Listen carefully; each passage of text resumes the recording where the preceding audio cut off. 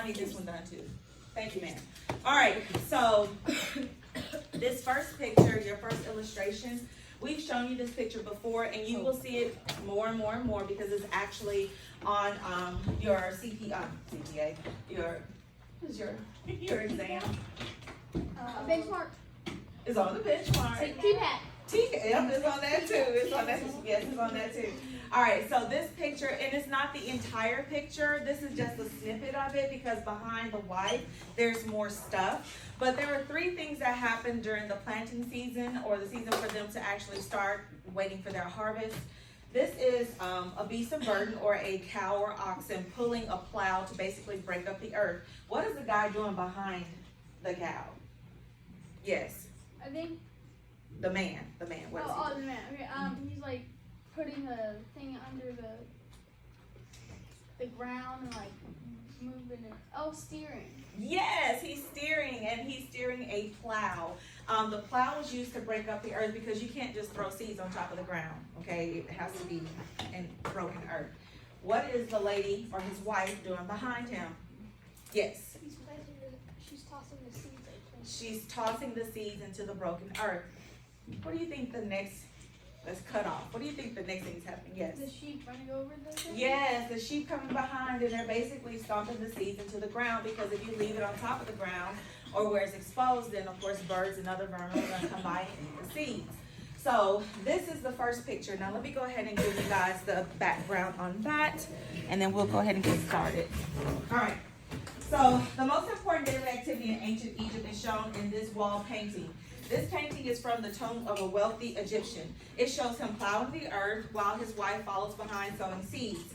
Wheat and barley are 2 of the biggest crops in Egypt. They were mainly used to make bread and beer. Vegetables were often raised in small household gardens. Reeds grew naturally. They were used to make in many great ways to make baskets, rope rafts, papyrus, an early kind of paper. Peasants labored for wealthy landowners on large estates where cattle and other livestock might also graze, but many similar farms also existed. So now, from the video, what was a typical diet? What was that calorie number? Yes. Calorie number of the typical diet? Let's do the calorie number. 3,800. And do we know roughly how much more that is in the healthy daily allowance? Double? Yes, double, okay? Why do you suppose they had to eat so much and high in calories? Yes. Yes, your typical athlete eats anything between 8 and 10,000 calories a day. So someone like a Simone Biles or Michael Phelps, or name a football player, they're eating super high calorie intakes because their energy that they're exerting, they need fuel to burn all that, okay? All right, what was one of their worst predators? Their worst predators, yes. I think it was like hippos, alligators, snakes, and Hippos were the worst. What did they use to tame or hunt snakes with? I think cats. Cats. Who knew cats were so fierce against a cobra? Cobras are really deadly. All right, so back on their diet per day, what did their diets typically consist of? What did they typically eat per day? Yes. Bread. Bread was always number 1. They had bread with both meals. Yes. They drank beer And why beer? because it was safer to drink than the Nile River water. Awesome. They throw poop. Yes, thank you. Never forget that. Never forget that. Okay. You have something else, Mr. Dolly? No. Okay. Yes. Because isn't it like the end of the end and the more afternoon thing? Isn't that, wouldn't they want to have the bigger feast in the morning then, because then you would have a lot of energy to get through? Because like, I'm just kind of confused why they'd have a small one in the morning, but they don't eat until the late night when all of the energy you need is to get to your bed and go to sleep. Okay, so I'm glad you brought this up. So this idea of eating 3 a day, has anyone heard this before? When you eat 3 meals a day, you have breakfast, lunch, and dinner.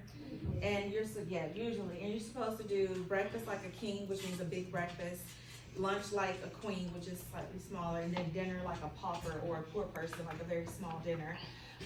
The Egyptians did not have this, and as a matter of fact, no mankind is going to do this until modern times. people who were born like at the turn of the century from the 1800s to the 1900s and from the 1900s to, they didn't eat like that. It just wasn't readily available. Also too, did they have a lot of variety in their food? No, but they had a good like selection. They had a really good selection, but can you imagine that every day,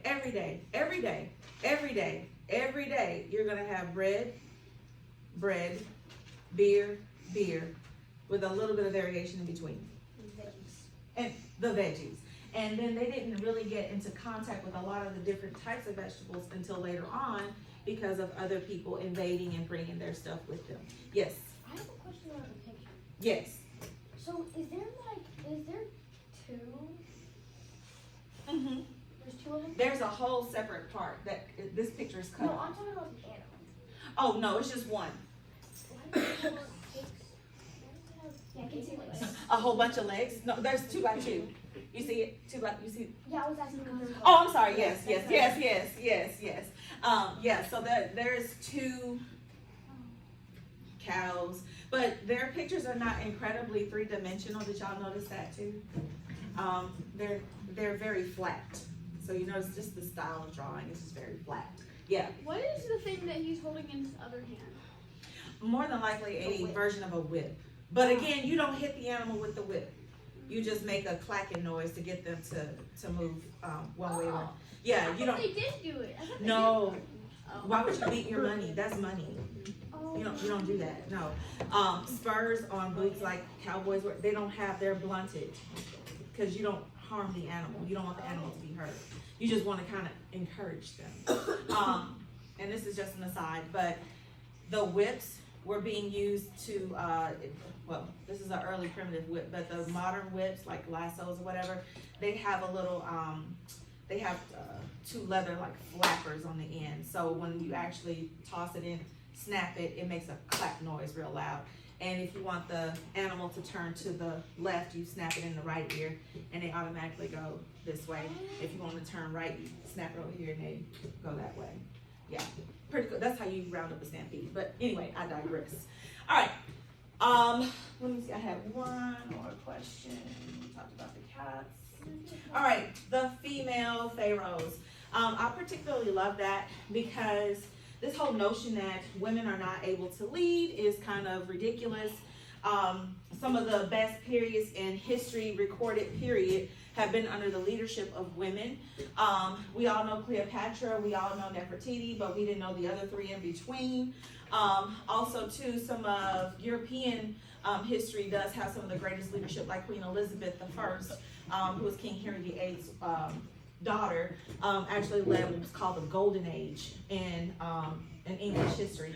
So we've had some really good female leaders on the planet, and the Egyptians were no different. They were kind of like the Mavericks that way because they actually had female leaders early on. All right. I think we are done. All right. Now, the last part. On your notes, on your assignment, I already put up here on the board which ones we're going to do. So illustration number 1 is going to be questions 1, 2, and 3. Illustration number 2 is going to be questions 1, 2, and 3. And illustration number 3 is going to be 2 and 4. 2 and 4, okay?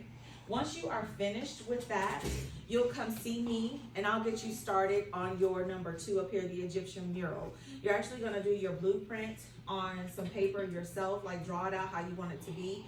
And then you and your group mates, which is going to be up to 3 people, or I think this is 4 folks, but everyone at your table will be participating in this particular portion of the work. And you will actually create a mural. This is your first picture, and then you're going to search for your second and third picture, which basically show the 3 different seasons in Egyptian history. All right, are there any questions before I go on? Yes. It's a question about the other thing. I can wait. Okay, all right, yes. It's going to be World of Work. World of Work. So again, you're on page 8 in your spirals. Does everyone have that? Page 8 in your spirals. All right, and make sure that in between each one, you show me which illustration questions you're answering. So illustration number 1, and then 1, 2, 3. Illustration number 2, 1, 2, 3. Illustration number 3, 2, and 4. Yes, ma'am.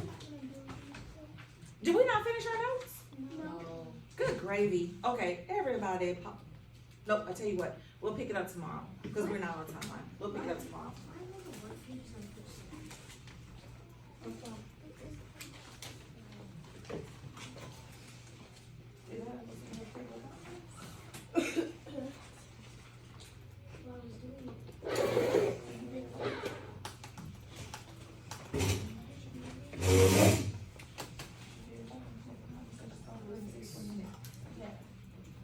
Are there any other questions? Anyone else? Anyone else? All right, guys. I'm gonna put 10 minutes on the clock and then we'll come back and see where we are, do a pulse check. All right.